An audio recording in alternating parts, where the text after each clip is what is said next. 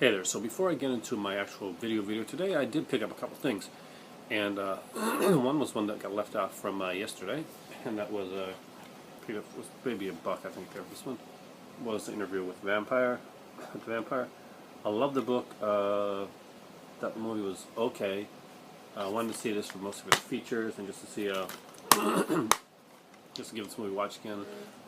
Hopefully like it better than I did originally. Next up, yeah, I seem to be on a kick with these lately. I tend to be finding them all over the place. Was Home on the Range. And it is, for a while, considered the last hand-drawn animated Disney film. I've actually never seen Home on the Range.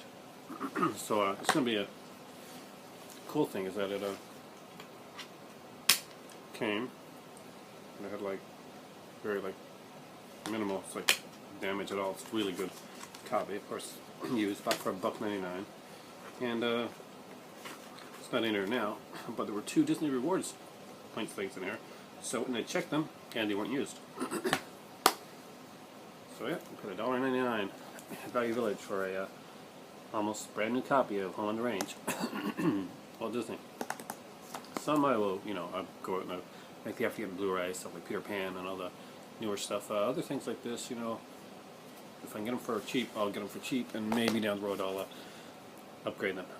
But right now we're about to look at Friday the 13th again. Yeah, I just finished doing the videos, but let's look at some Friday the 13th inconsistencies, things that make you go,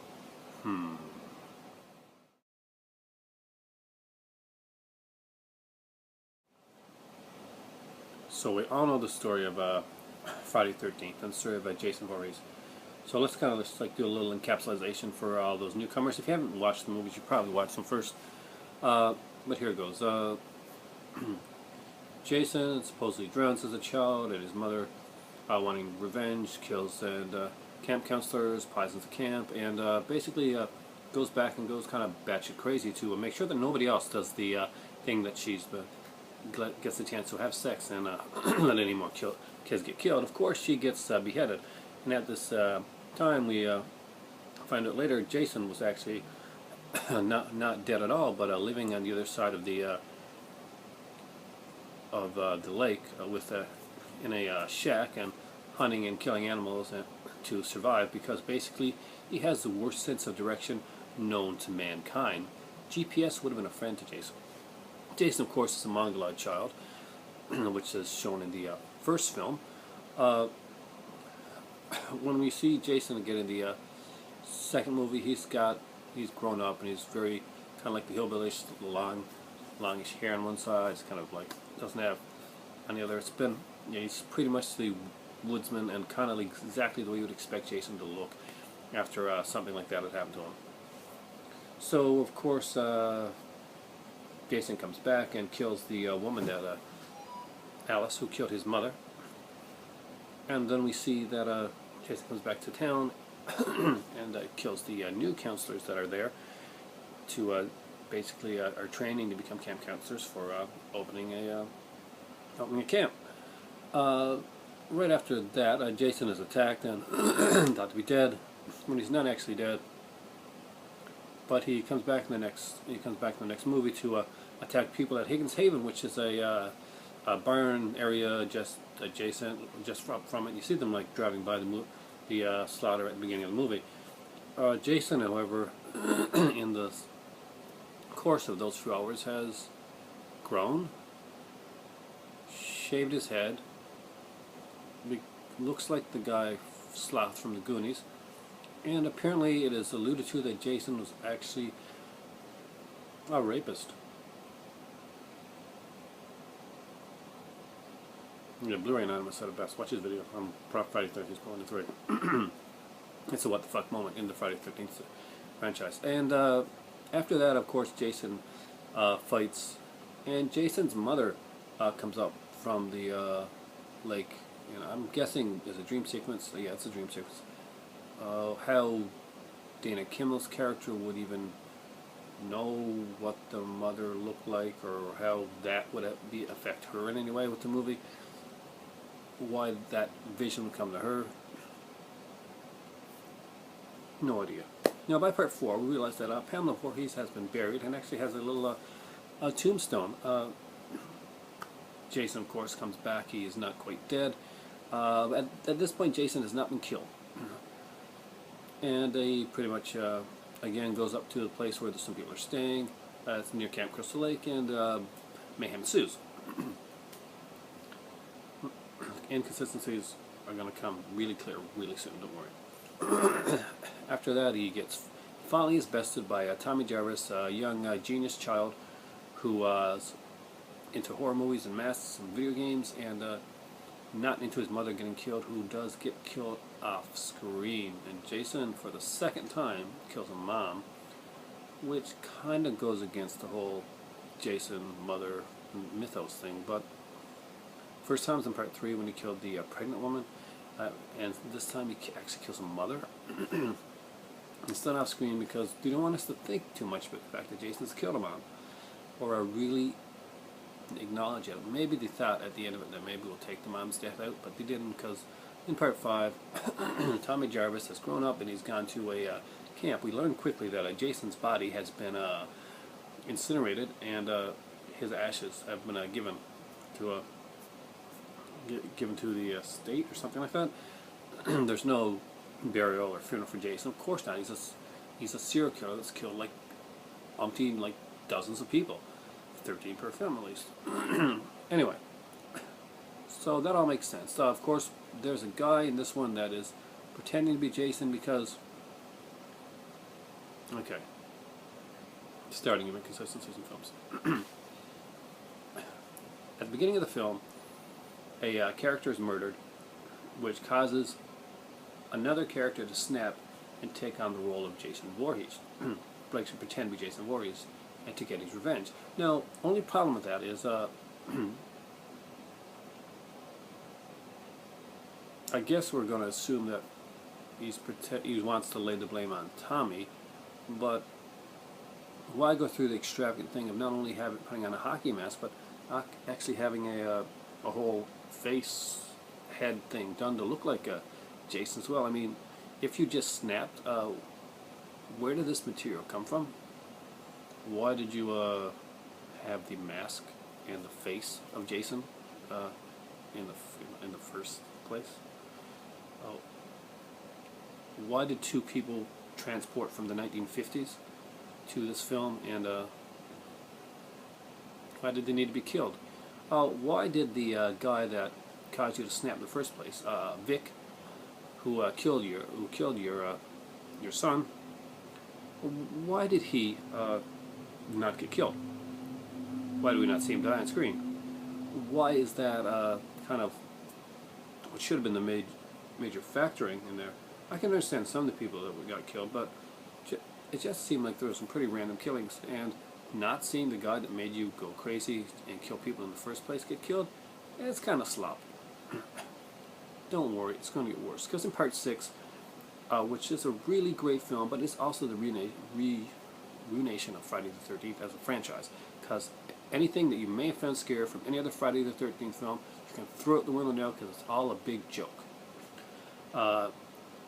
Tommy Jarvis is back, acting not at all like Tommy Jarvis from the first 2 movies, so it's a very, very different Jarvis. I guess we're to assume he's been rehabilitated, but he's been rehabilitated to become a completely different character that has very little to do or very little resemblance of the character that we'd already seen. Now, you also might want to note that he goes and digs Jason's body up. Jason had been burnt to death in the last movie. It was done so that Tommy Jarvis could be the next killer. Apparently,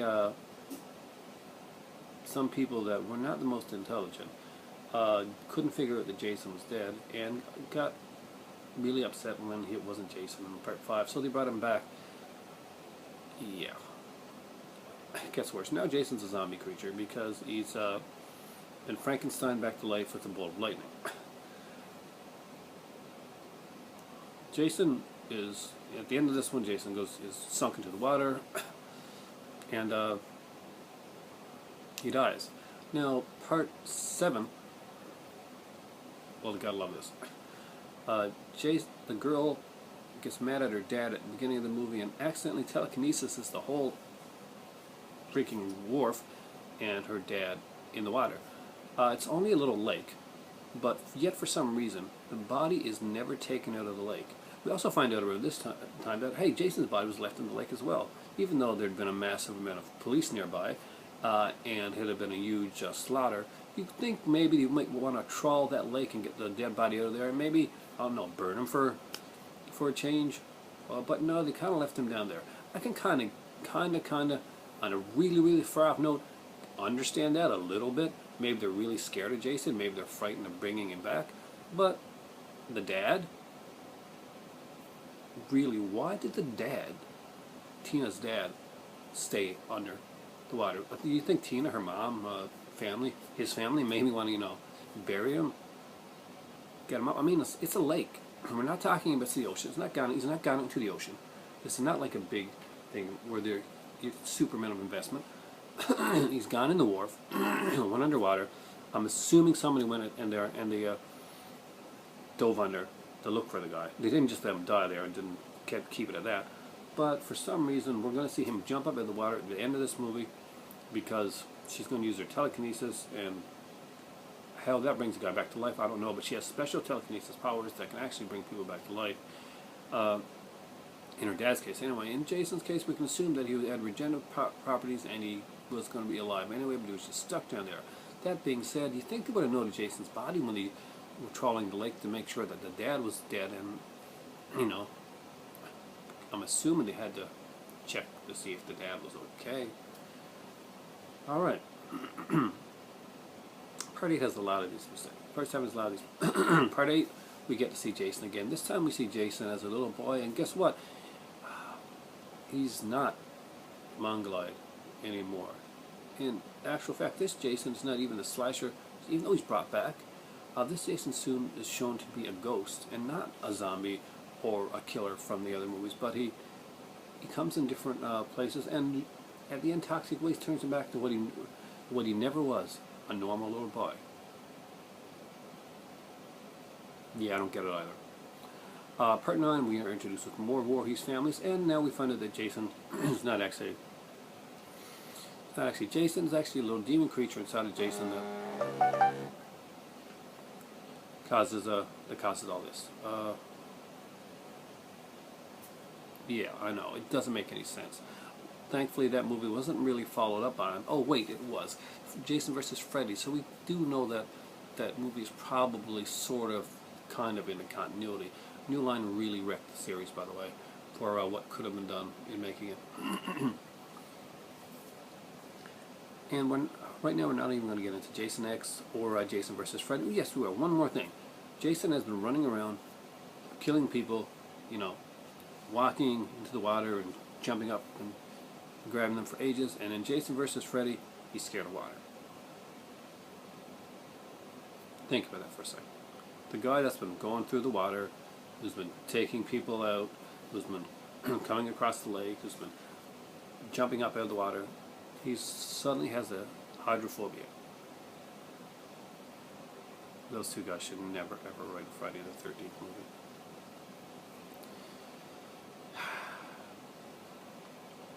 And Ronnie, you stay the hell away from horror from now on.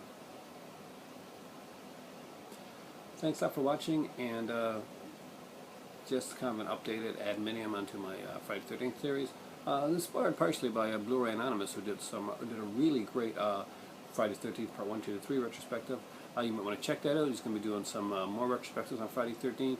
I'm a huge slasher fan. That is my genre of choice. And right now, it's time for tea.